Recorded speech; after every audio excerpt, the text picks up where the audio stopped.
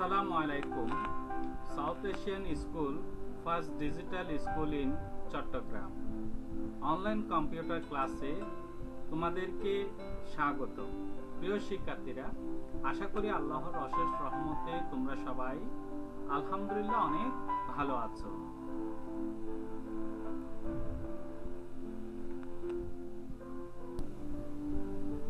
আজকে তোমাদের ক্লাস নিচ্ছি আমি Mohammad Shahidul Haque Chowdhury, assistant teacher, south Asian school Chittagong. আজকের ক্লাস চতুর্থ শ্রেণী, বিষয় কম্পিউটার।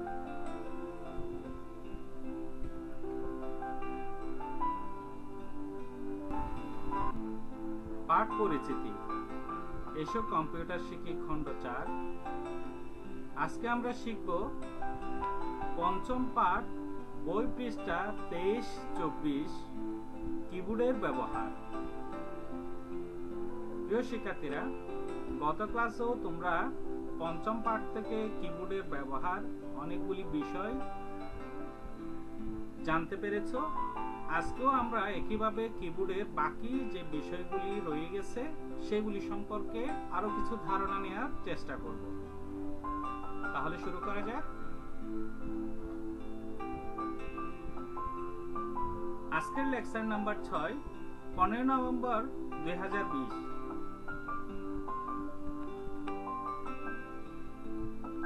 শিখন ফল।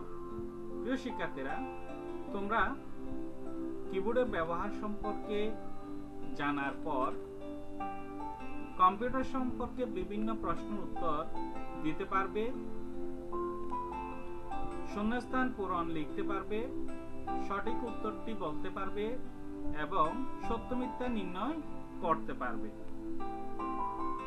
অর্থাৎ ভালোভাবে মনোযোগ সহকারে যদি তোমরা ক্লাসটি করো তাহলে উল্লেখিত সবগুলো বিষয়ে তোমরা সঠিকভাবে উত্তরটি লিখতে পারবে। পঞ্চম পাঠ, কিবোর্ডের ব্যবহার।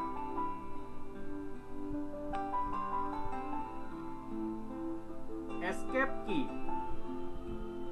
ভুলবশত কোনো কাজ করলে তা বাতিল করতে এই কি ব্যবহার করা হয়।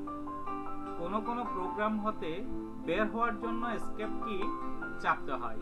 প্রিয় শিক্ষার্থীরা, কম্পিউটারে যখন আমরা কাজ করি তখন অনেক সময় কম্পিউটার স্লো হয়ে যায়, হ্যাং হয়ে যায়। এক্ষেত্রে এসকেপ কিটা আমাদেরকে অনেকটা সহযোগিতা করে। অর্থাৎ প্রোগ্রাম থেকে বের হওয়ার জন্য আমরা যদি এসকেপ কিটা যদি একবার চাপ দিই তাহলে সেটা ক্যান্সেল হয়ে যায়। কিবোর্ডের একদম বাম পাশে উপরের লাইনে এসকেপ কিটা দেয়া আছে, তোমরা ইমেজে দেখতে পাচ্ছ। সেই ইমেজ দেখে তোমরা কিবোর্ডের এসকেপ কিটা কোন জায়গায় আছে তা অবশ্যই বুঝতে পারছো।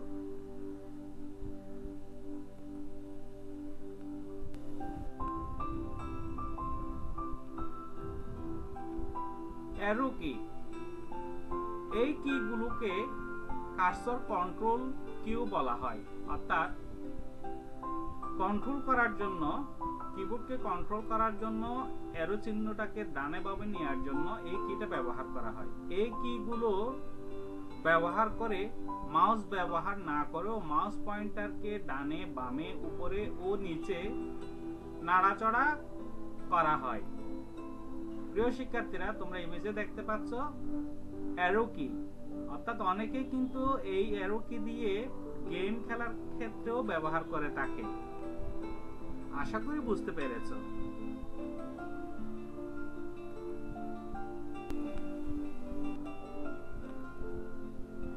কন্ট্রোল এবং অল্টার কি। অন্য কোনো কি এর সাথে এই কি চেপে কম্পিউটারকে বিভিন্ন নির্দেশ দেয়া হয়।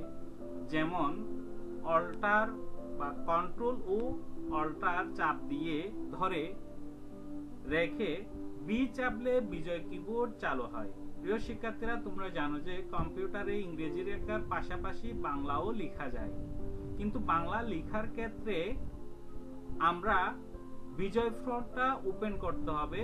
সেজন্য কন্ট্রোল ও অল্টার একসাথে চেপে ধরে যখন বি প্রেস করা হবে তখন বিজয় কিবোর্ড ওপেন হবে, অর্থাৎ বাংলা লেখার জন্য প্রস্তুত হবে। আশা করি বুঝতে পেরেছো।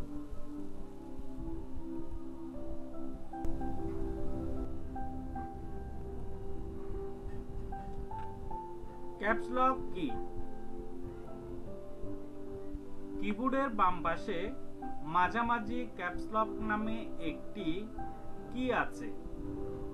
এটিকে চাপ দিলে অর্থাৎ অন করলে কিবোর্ডের ডান পাশের নিউমেরিক কি প্যাডের উপরের দিকে একটি বাতি জ্বলবে। এই অবস্থায় টাইপ করলে লেখা ইংরেজি বড় হাতের অক্ষর হবে। ক্যাপস লক কি অফ থাকলে লেখা টাইপ ইংরেজি ছোট হাতের অক্ষরে হবে। প্রিয় শিক্ষার্থীরা, তোমরা কিবোর্ডে দেখতে পাচ্ছ ইমেজের মধ্যে ক্যাপস লক কিটা কোন জায়গায় আছে। এটা যদি অন করে দাও তাহলে লেখার সময় ইংরেজি বর্ণ সবগুলি ক্যাপিটাল বর্ণে ধারণ করবে, আর যদি অফ করে দাও তাহলে সবগুলি স্মল লেটার অর্থাৎ ছোট অক্ষরে লেখা হবে। আশা করি বুঝতে পেরেছো সবাই। প্রিয় শিক্ষার্থীরা, এই প্রশ্নগুলি ভালোভাবে তোমরা শিখবে এবং মুখস্থ করবে, কারণ এখান থেকে অনেকগুলি প্রশ্ন সঠিক উত্তর, সত্য মিথ্যা এবং শূন্যস্থান পূরণ আসতে পারে। আশা করি সবাই বুঝতে পেরেছো। শিক্ষার্থীরা, তোমরা যে কোনো দুইটি প্রশ্ন উত্তর সহকারে, অর্থাৎ এগুলি কিন্তু প্রত্যেকটি কিন্তু প্রশ্ন, যেমন ক্যাপস লক কি কাকে বলে, এখান থেকে কিন্তু প্রশ্ন করা যায়, অর্থাৎ প্রত্যেকটি এভাবেই কিন্তু প্রশ্ন হবে। বুঝতে পেরেছো? তাহলে এখান থেকে সবকিছু তোমরা অবশ্যই পাবে, সত্য মিথ্যা, সঠিক উত্তর, শূন্যস্থান পূরণ এবং প্রশ্ন উত্তর। আশা করি সবাই বুঝতে পেরেছো। তাহলে খুব সুন্দর করে তোমরা মুখস্থ করবে। এরপর যে কোনো দুটি তোমরা লিখে আমাকে CW আকারে পাঠাবে। আশা করি বুঝতে পেরেছো।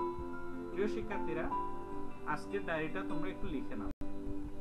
ডায়েরি লিখবে কম্পিউটার পঞ্চম পাঠ, বই পৃষ্ঠা 23-24, কিবোর্ডের ব্যবহার শিখবে ও SW করবে।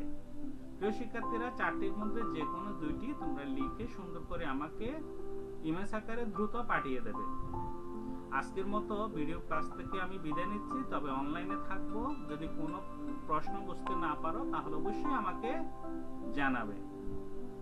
সে পর্যন্তই সবাই ভালো থাকবে, সুস্থ থাকবে এবং নিরাপদে থাকবে।